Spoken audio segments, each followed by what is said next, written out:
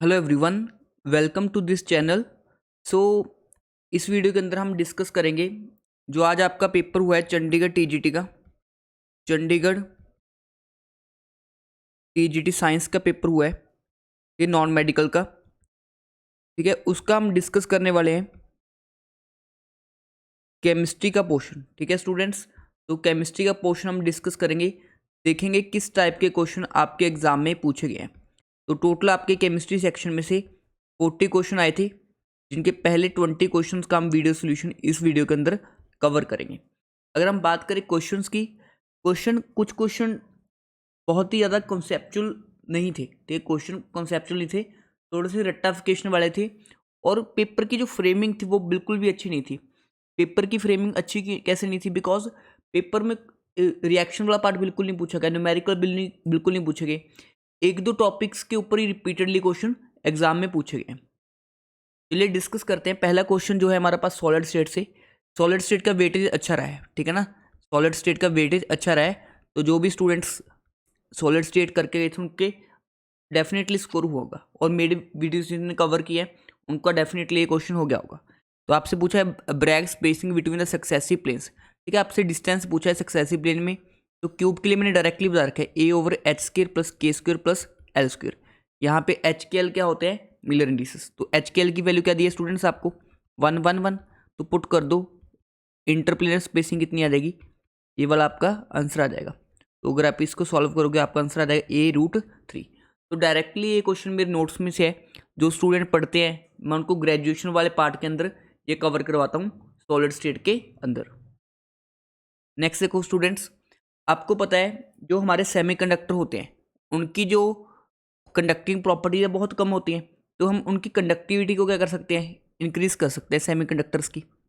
तो स्टूडेंट कैसे कर सकते हैं? हम करते हैं एक प्रोसेस जिसको हम बोलते हैं क्या? डोपिंग। तो डोपिंग हम किसके साथ करते हैं? ग्रुप 14 की किसके साथ करते हैं स्टूडेंट्स? या तो ग्रुप 15 के साथ, ग्रुप या हमारे पास 13 के साथ। मतलब मिक्सिंग एक्सेप्टर प्योर भी कर सकते हैं, ठीक है, डोनर इम्प्योरिटी भी ऐड कर सकते हैं, और टेम्परेचर को भी क्या कर सकते हैं? हम इंक्रीज कर सकते हैं। Clear students? तो इस क्वेश्चन के लिए जो आंसर आना चाहिए मोस्ट प्रोबेबली वो होगा हमारे पास ऑप्शन नंबर डी। नेक्स्ट देखो students, the number of protons in the heavy stable nucleus. तो आपको पता है NY/P का रेशियो हैवी न्यूक्लियस के लिए अप्रॉक्सीमेट कितना होता है? 1.5। तो नंबर ऑफ न्यूट्रॉन कितना रहेगा? 1.5 टाइम्स प्रोटॉन्स अप्रॉक्सीमेट है। तो प्रोटॉन्स की वैल्यू तो क्या हो जाएगी? कम हो जाएगी ना। प्रोटॉन्स क्या होंगे? लेस होंगे। तो the number of protons in the heavy stable nucleus, तो वो क्या हो जाएंगे? स्मॉल हो जाएंगे as compare to the neutron. ये भी एज इट इज नोट्स का क्वेश्चन है। तो अभी तक जो भी क्वेश्चन आए सारे नोट्स में से कवर थे, कोई भी एक भी क्वेश्चन बाहर से पूछा नहीं गया। नेक्स्ट देखो स्टूडेंट्स, नेक्स्ट जो आपके पास है न्यूक्लियर रिएक्टर होता है, उसमें हम मॉडरेटर के तौर पे यूज करते हैं H2O, सॉरी D2O। D2O क्या होता है स्टूडेंट्स? हैवी वाटर होता है। D2O क्या होता है? हैवी वाटर होता है, जो कि हम मॉडरेटर के तौर पे यूज करते हैं किसमें? न्यूक्लियर रिएक्टर्स के अंदर। तो इसका काम क्या होता है? Slow down the speed of neutrons, slow down the speed of neutrons. तो न्यूट्रॉन्स की स्पीड स्लो करने के लिए क्या यूज करते हैं हम? हैवी वाटर को। मतलब किसके साथ रिलेटेड हो गया?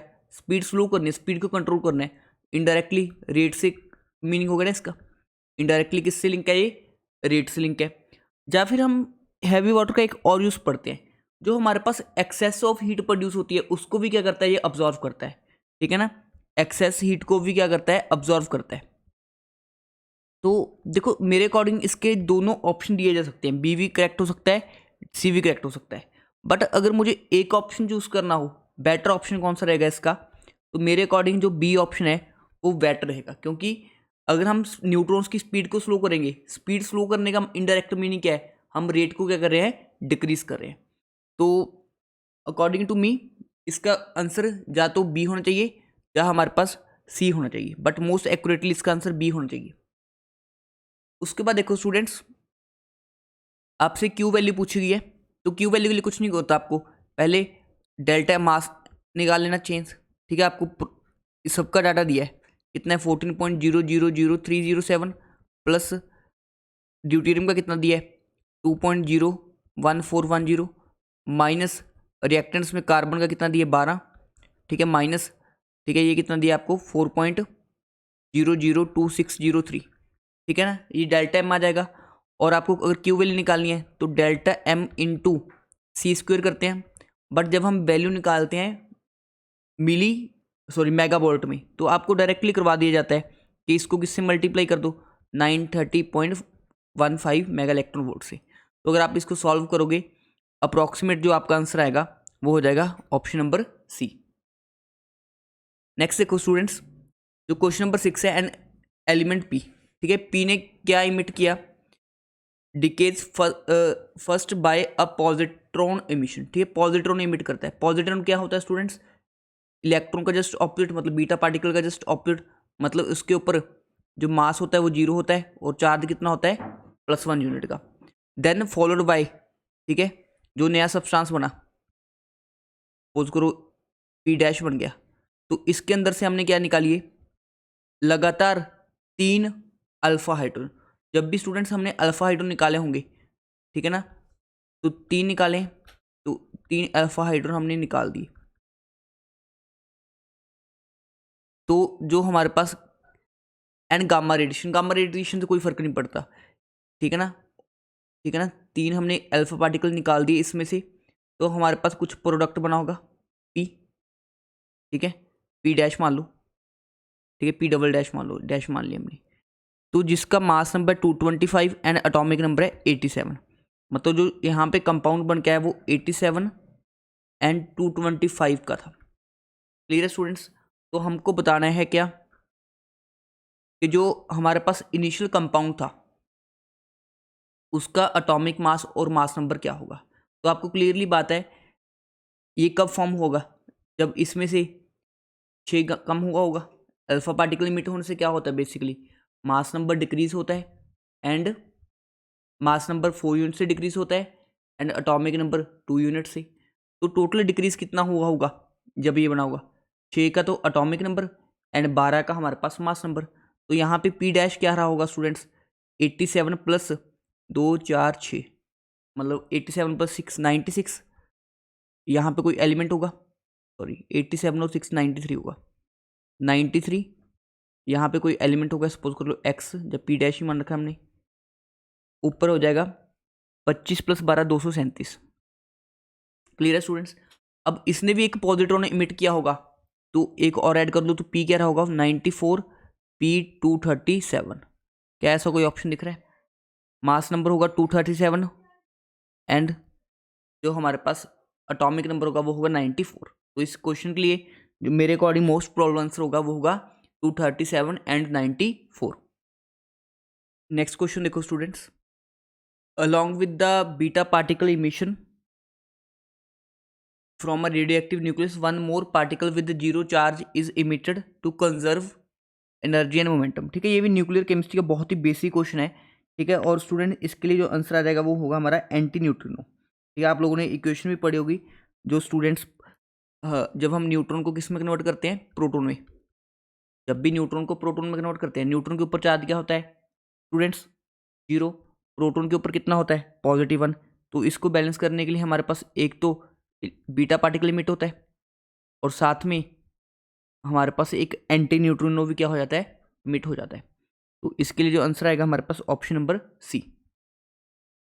ठीक है, एल्कली मेटल्स, ठीक है, आपको पता है सोडियम है, इलेक्ट्रॉन लूज कर देता है, इलेक्ट्रॉन लूज कर देता है क्योंकि Na+ में ये क्या हो गया स्टेबल। तो लॉस ऑफ इलेक्ट्रॉन क्या होता है, ऑक्सीडेशन। अब जिसका ऑक्सीडेशन होता है वो किसके तरह एक्ट करेंगे स्टूडेंट्स, रिड्यूसिंग एजेंट। तो कितना आसान क्वेश्चन है, तो इसका आंसर आ जाएगा स्ट्रॉन्ग रिड्यूसिंग एजेंट्स। ठीक है, N2+ के अंदर अनपेड इलेक्ट्रॉन।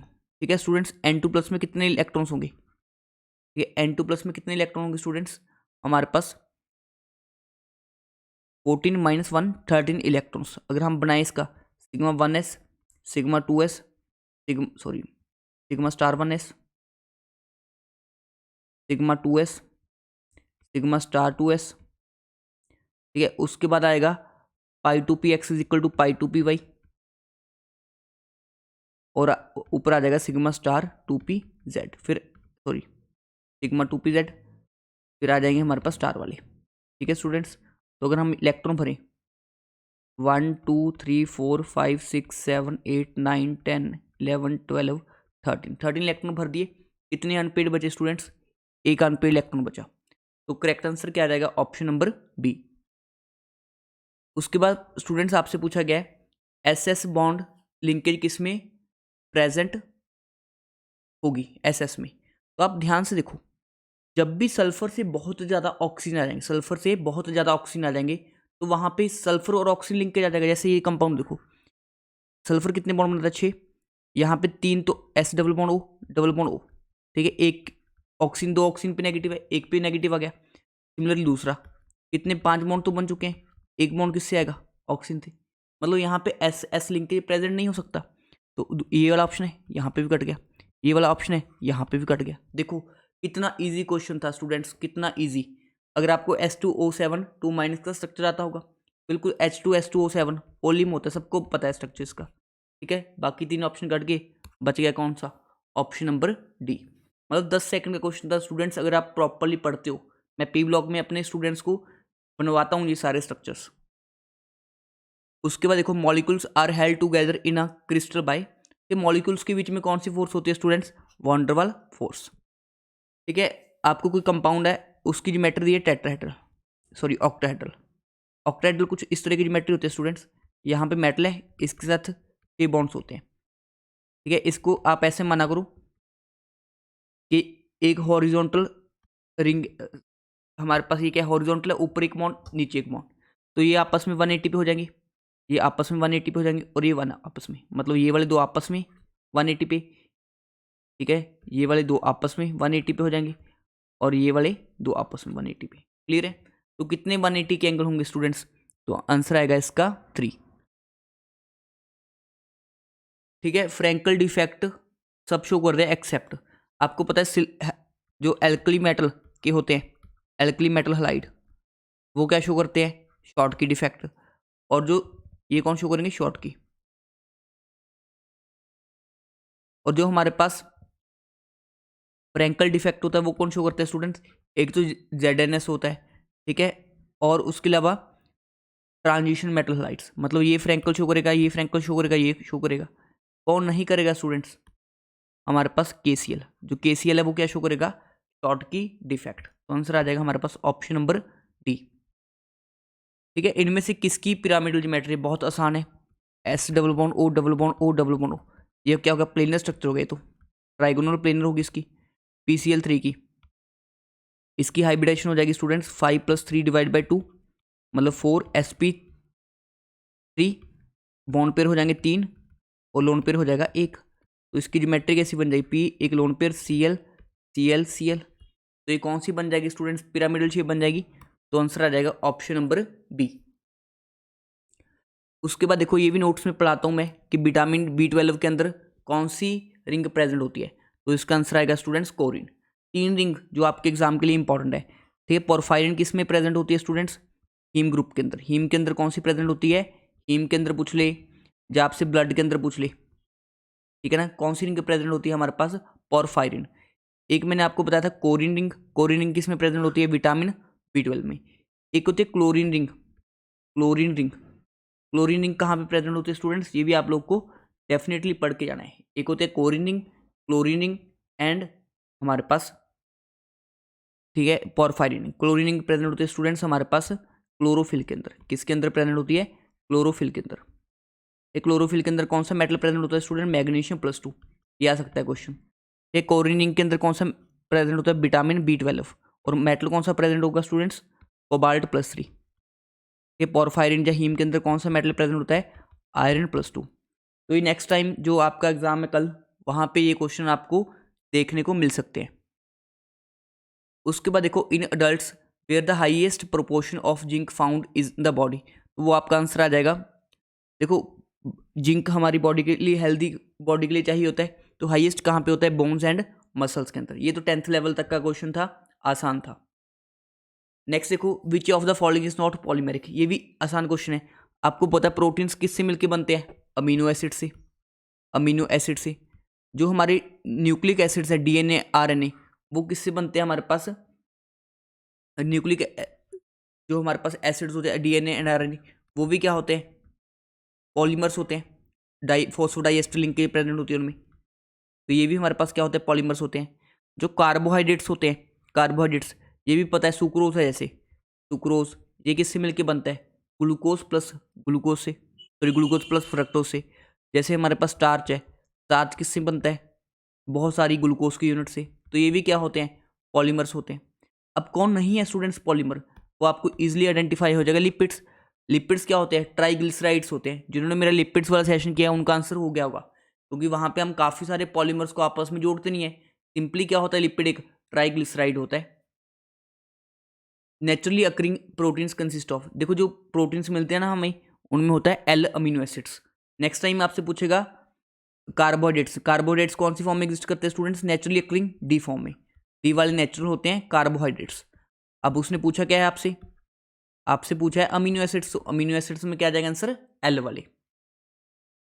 ठीक है, rate constant for the euro order reaction has the unit, तो आपको पता है इन जनरल यूनिट का कहते हैं concentration raise to power 1 - n into second inverse. तो मोल पर लीटर की पावर 1 - 0 इंटू सेकेंड इनवर्स, तो आंसर आ जाएगा मोल पर लीटर पर सेकेंड। तो कौन सा ऑप्शन करेक्ट हो जाएगा students, option number A. Question number 20 देखो स्टूडेंट्स, ये थोड़ा सा थ्योरेटिकल क्वेश्चन है, फॉरनर ऑथर्स की बुक में मिल जाता है। Which of the following instrument is use to measure the energy of monochromatic radiation most accurately, तो इसका आंसर होगा स्टूडेंट थर्मोकम्पाइल। क्या आंसर होगा स्टूडेंट्स, थर्मोकम्पाइल। ठीक है, थोड़ा सा डिफिकल्ट क्वेश्चन है, मैं मानता हूँ ये क्वेश्चन ईजी नहीं था, ये डिफिकल्ट कैटेगरी के क्वेश्चन में थे। उसके अलावा जो स्टूडेंट बाकी 19 क्वेश्चन किए हैं, जो भी स्टूडेंट मेरे से पढ़ रहे हैं एटलीस्ट उन्होंने सारे क्वेश्चन कर दिए होंगे, बिकॉज हर एक चीज़ को मैंने डिस्कस किया है। ठीक है, एक दो क्वेश्चन जरूर डिफिकल्ट है, जैसे ये क्वेश्चन थोड़ा सा कन्फ्यूजन वाला है। बाकी ओवरऑल जो हमने पहले 20 क्वेश्चन डिस्कस किए हैं, मुझे नहीं लगता कि इसमें से कोई भी स्टूडेंट क्वेश्चन गलत करके आया होगा। ठीक है, ओवरऑल ईजी थे क्वेश्चन। ठीक है, तो आई होप आप लोग को वीडियो सोल्यूशन क्लियर होंगे। तो नेक्स्ट वीडियो के अंदर हम बाकी के 20 क्वेश्चंस का भी वीडियो सोल्यूशन कवर कर लेंगे। Thank you for watching this video.